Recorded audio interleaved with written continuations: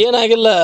ಕಶ್ಯಪ್ನವ್ರು ಹೇಳ್ತಾರೆ ಏನಂತೇಳಿ ನಾವು ತಂದು ಬಿಟ್ಟಂಥ ಸ್ವಾಮಿಗಳು ಈಗಾಗಲೇ ಏನು ಯತ್ನಾಳ BJP ಪರವಾಗಿ ಮಾಡ್ತಾರೆ, ಇವರು ಯಾಕೆ ಹೋರಾಟ ಮಾಡ್ತಾ ಇದ್ದಾರೆ ಅಂತ. ಅದು ವ್ಯಕ್ತಿಗತವಾಗಿ ಸಮಾಜದ ಗುರುಗಳು ಮಾಡೋದು, ಅದು ನಾನು ಹೇಳ್ತಾ ಇದ್ದೀನಿ, ಅದು ಮಾಡಬಾರ್ದು. ವ್ಯಕ್ತಿಗತ ನಾವು ನಮಗೆ ಸ್ವಾಮಿಗಳು ಹೋರಾಟ ಮಾಡೋದು ಸಮಾಜ ಸಲುವಾಗಿ.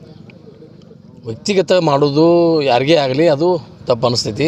ನೀವೇನಂತೀರಿ ಅದಕ್ಕೆ? ನಿಮ್ಮ ಉತ್ತರ ಏನ ಸರ್? ಸೀಮಿತವಾಗಿ ನಿಮ್ಮದೇನು ನಿಮ್ಮ ಅನಿಸಿಕೆ ಏನಂತೀರಿ? ವ್ಯಕ್ತಿ ಮಾಡೋದಲ್ಲ, ಸಮಾಜ ಸಲುವಾಗಿ ಮಾಡಲಿ. ಸ್ವಾಮಿಗಳು ಎಲ್ಲರಿಗೆ ಒಬ್ಬ ವ್ಯಕ್ತಿ, ಅದು ಪಾರ್ಟಿ ವಿಷಯ. ಯತ್ನಾಳ್ ಅವ್ರನ್ನು ತೆಗೆದು ಅವರ ಪಕ್ಷದ ಆಂತರಿಕ ವ್ಯವಸ್ಥೆ ಅಲ್ಲಿ ನಾವು ಮಠಾಧೀಶರು ಹೋಗಕ್ಕೆ ಬರ್ತೈತಿ?